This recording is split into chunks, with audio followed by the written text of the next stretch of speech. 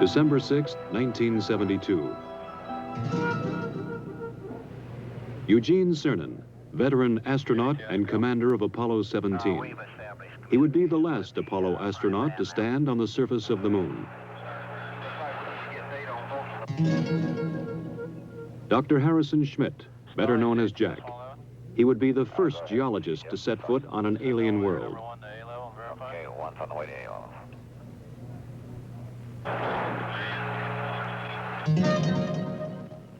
Ronald Evans, command module pilot. He would remain in lunar orbit, operating a battery of experiments that would take this last close look at the moon. In the year 1675, Sir Isaac Newton was asked by his fellow scientist, Robert Hooke, how he had accomplished so much. "If I have seen further," Newton wrote, "it is by standing on the shoulders of giants."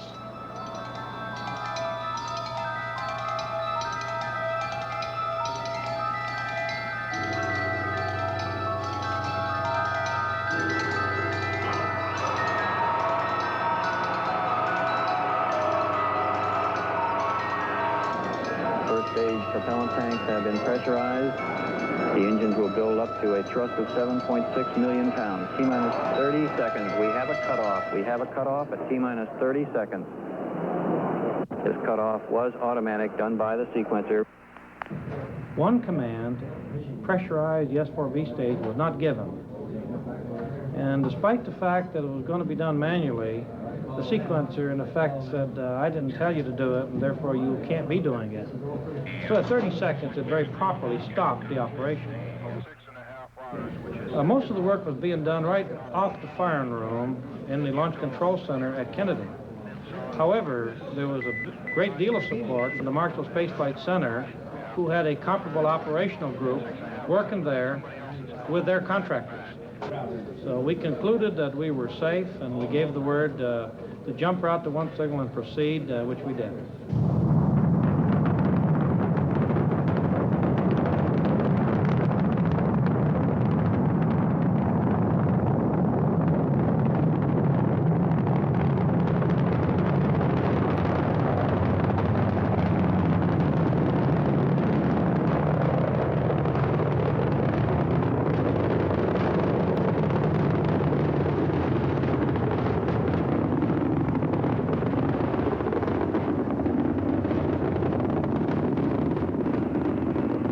Houston, you are go for orbit. Go for orbit. Those are kind words, Robert. We're go for orbit here.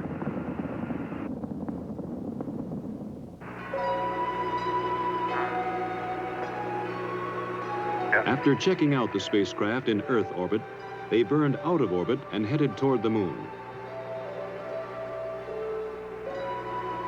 Houston, we're right in the middle of a snowstorm. Ron Evans, at the controls of the Command Module America, moved in to dock with the lunar module Challenger. They pulled Challenger free of the booster's third stage, then continued the 3-day coast to the moon. GNS, ATM, ENCO. Even as Cernan, Evans, and Schmitt headed toward the moon, directly below the Apollo 17 control room, Flight Director Don Putty ran his crew through a launch simulation for the first Skylab.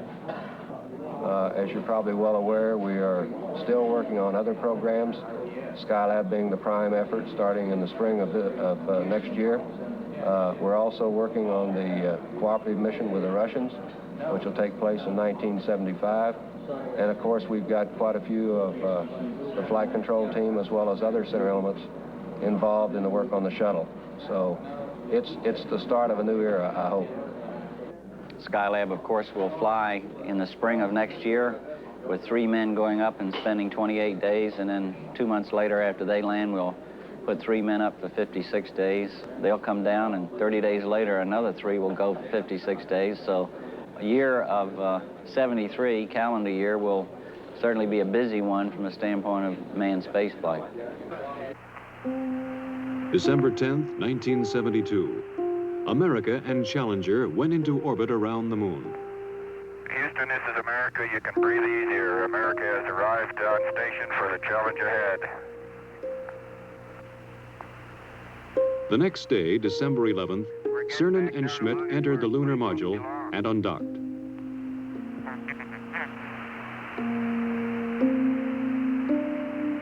You look just as pretty in Earth light as you do in sunlight.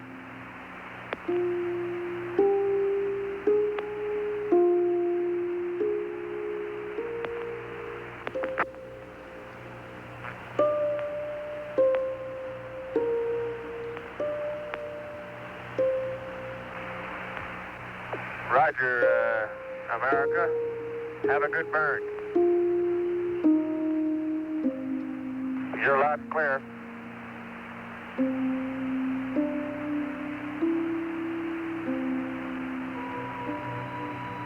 With the command module in the distance, they passed over their landing place, a valley in an area of the moon called Taurus Littrow. Here they hoped to find the youngest material yet sampled and direct evidence of lunar volcanoes.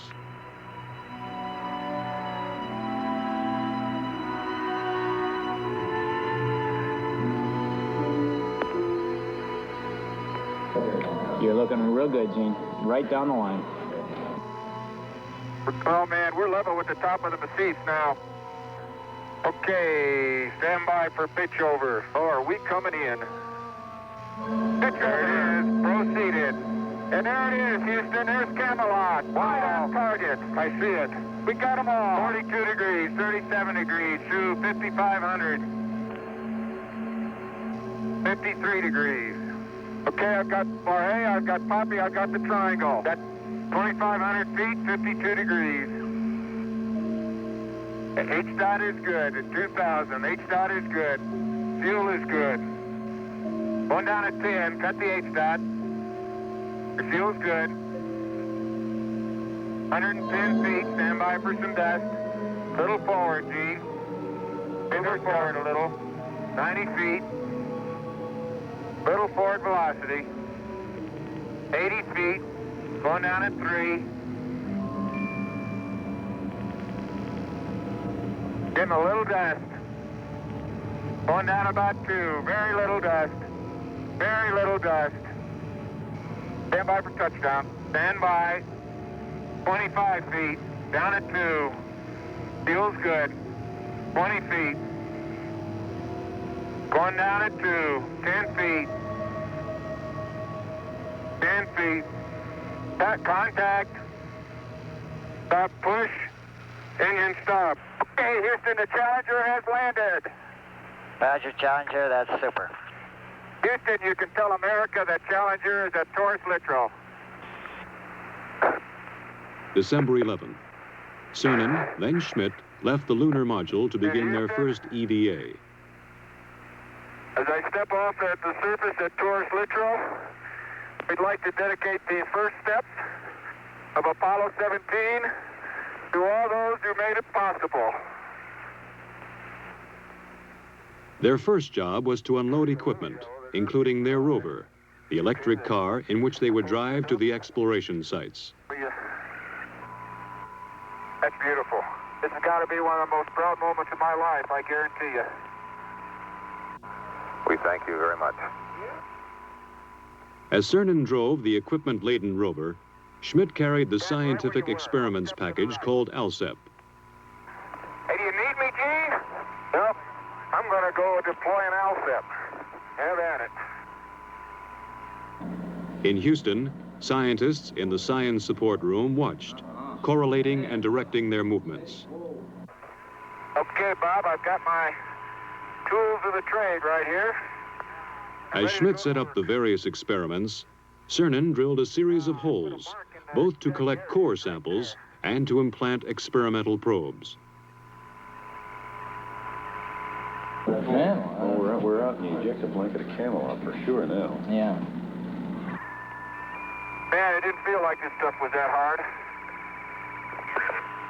No, I'll get it. I knew there was something I needed to get the jack in over here, other side. Let me put some weight here. Not going anywhere. Oh, he's going slowly, Bill. Very slowly. I'm gonna get this thing out now that I got it. Boys, You know, that's what you call getting down into your work.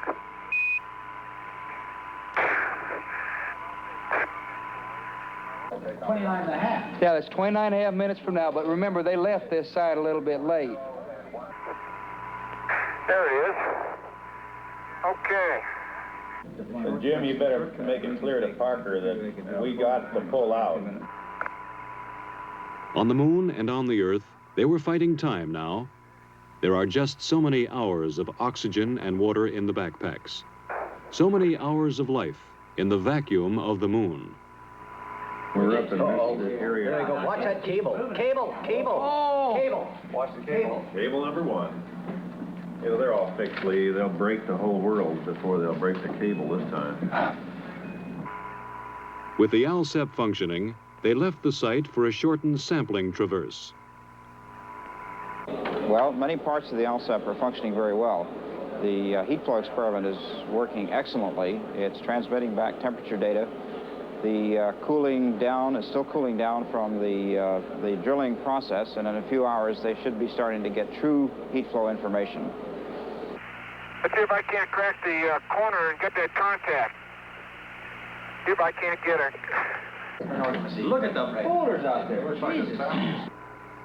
It was time to head back to the Challenger, activate experiments, and get back inside. Man.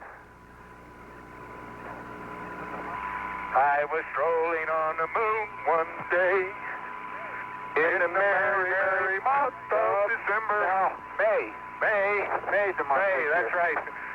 May is the year of the month.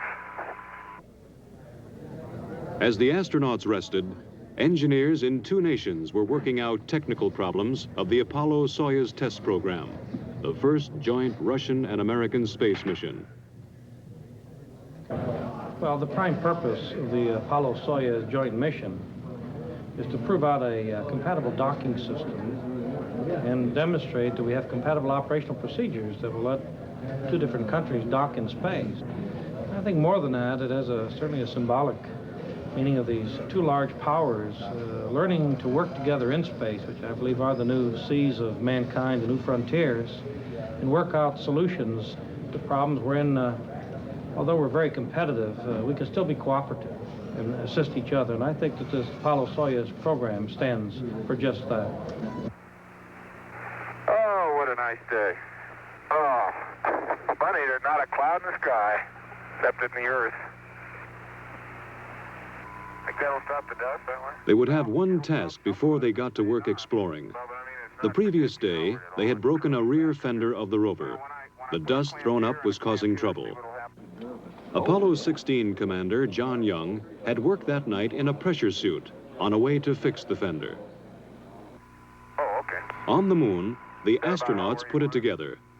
The fender section formed from a lunar map, molded with tape, then held in place with clamps from the Lunar Module Telescope.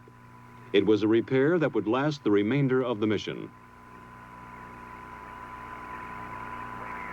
Then Schmidt moved out to place one of several explosive packages which would be detonated after they left the moon, mapping the lunar subsurface, much as earthly geologists explore for oil. Cernan would pick him up in the rover for the drive to the first site on this traverse, Station 2. They're somewhere along this rim where they can see. But they're dropping, Bill, so they must be coming across that thing. We're right where we wanted to be for Station 2, and it looks like a great place. Big blocks. It looks like quite a bit of variety from here. Different colors, anyway. Pretty hard, isn't it? That boulder's going to roll. Man, that is hard. Just don't stub your toe.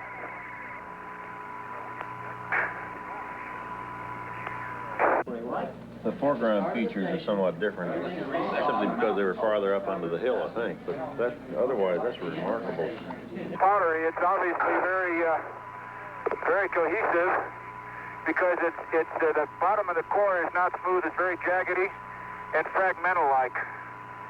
Gene's finished with the core tube, then we should be able to go. If we get that all of that.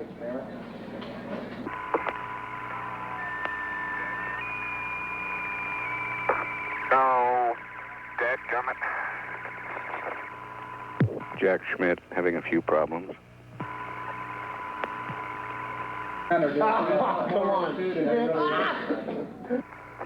They would sample several locations on this EVA, but none would cause more excitement than the find at the crater called Shorty.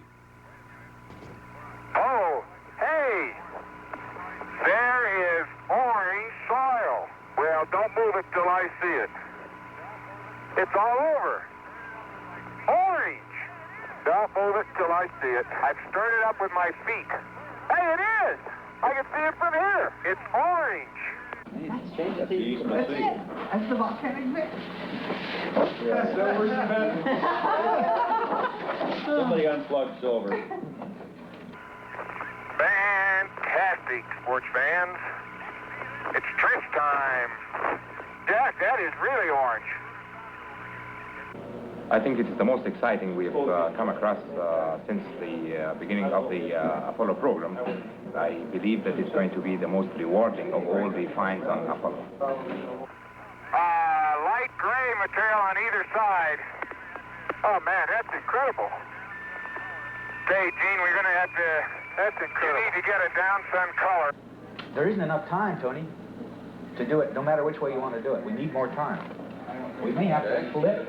We have to slip 5 in a little bit, Bill. He's getting about 3 centimeters of wax. They got to leave at a certain time regardless of what we got. Willing to give up all the light mantle stuff. They had to leave Shorty Crater and its orange soil and push on. Time, the enemy of the lunar investigator on the moon and on Earth. I can't believe we sampled the whole... I can't believe we sampled the whole thing right on. The precious minutes had run out. Return to the rover, drive back to the Challenger, close out EVA-2. We'd like you to leave immediately. Okay. My golly, this time goes fast. As the last Apollo crew worked on the moon, the engineers on Earth prepared for tomorrow's day in space. I have a model here of the space shuttle. As you see, it resembles a delta-wing airplane on top of a propulsion system. The system is going to be designed so all of the costly parts are reusable. Now that we're beginning to understand space, we're beginning to understand the potential, the economic potential. The need is to bring larger arrays of instrumentation up in space. The need to provide man with a real capability to work up in space. Okay, Bob, I'm on the pad, and it's about 4:30 a Wednesday afternoon as I step out onto the plains of Torres Littoral. Beautiful valley. December 13th. Yesterday, they had explored the south end of the valley. Today, they would go north. Yeah, well, let's ask for an extension. Hey, Jip, this is the last time for you to really go to bat for us, Jip. We know you'll do it for us. Send an extension for that LSEP. Yeah. Holy smoly! Why are we on a slope?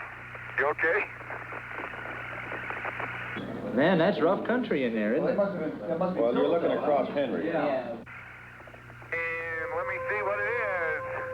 Apollo science will continue, and I'm sure you might say the mysteries will continue to come out for many years to come.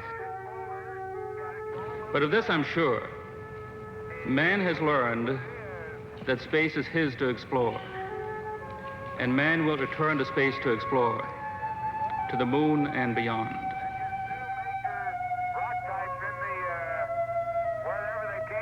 I'm firmly convinced that it's changed the whole basis of philosophy, including religion. I don't think that we've begun to see what the era of spaceflight really is. We've got a long way to go, and I hope I'm living when we leave this solar system on a venture to find another planet Earth.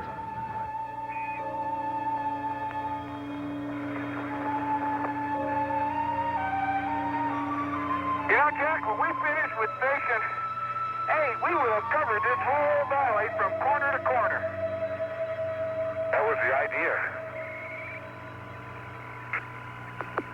Once more, it was time. Gene Cernan and Jack Schmitt returned to the rover to drive back to Challenger. But before they left the surface of the moon, there would be a brief ceremony.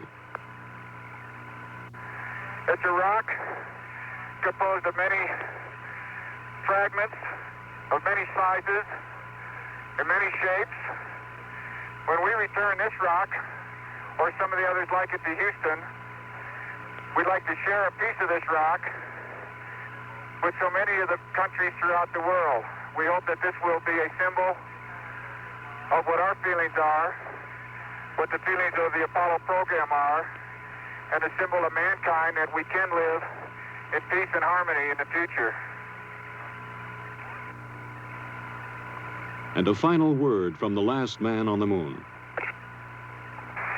I'd like to just let what I believe history will record, that America's challenge of today has forged man's destiny of tomorrow.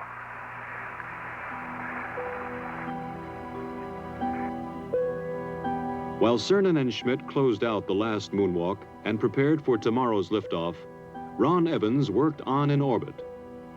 Photograph, observe, describe. Keep operating the cameras and experiments in the Science Experiments Bay. In orbit, as on the surface, the seconds are precious. Possibility at this stage. How is the experiment working now, mechanically? Working extremely well. We're looking for subsurface geologic structure in the broad sense, layering, for example. This is the infrared scanning radiometer. What does that do? The radiometer measures the temperature of the moon and makes an accurate map of the temperature beneath the spacecraft. It is working with tremendous success. One other thing, how is the experiment working mechanically as far as the man and the machine? The experiment itself, the hardware is working perfectly, precisely the way it was supposed to work. Everything is functioned properly. An important part of the experiment is it requires the man to operate it. 99, proceeded, 3, 2, 1, ignition. Right away, Houston. Vector good. Ag thought. Pitch over. Roger, you have good thrust.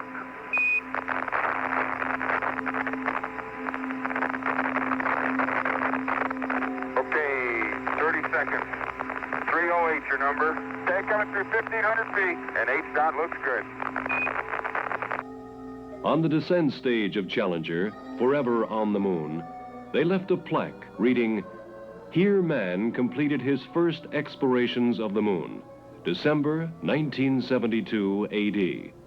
May the spirit of peace in which we came be reflected in the lives of all mankind." One revolution later, Cernan and Schmitt caught up with Evans and prepared for docking. Good to see you. Good to have you all back up here. It's been a good trip. Man, that Challenger's a beautiful vehicle. You betcha. December 16th. Burn out of lunar orbit and head home to Earth. Houston, America has found some fair winds and following seas, and we're on our way home. Hey, this is great. Talk about being a spaceman. This is it. December 17th, 170,000 miles from Earth. Ron Evans left the command module.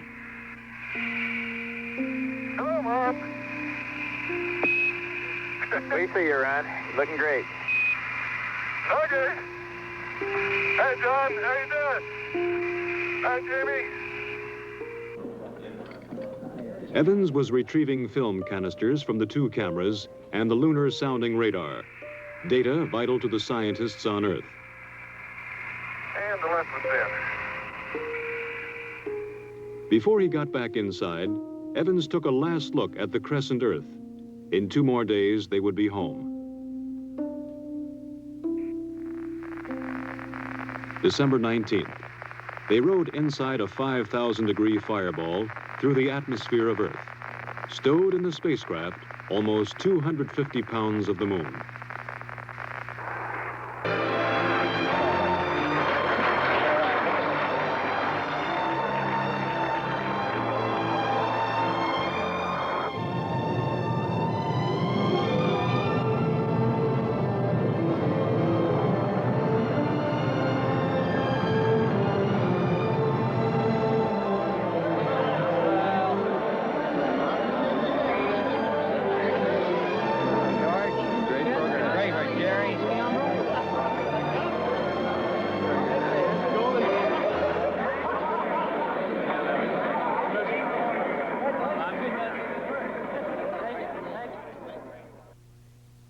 This closes a golden chapter in the age of space exploration. In a way, it brings a close to what has been a very romantic era in space exploration. But, and I want to make this very strong, the book is still being written.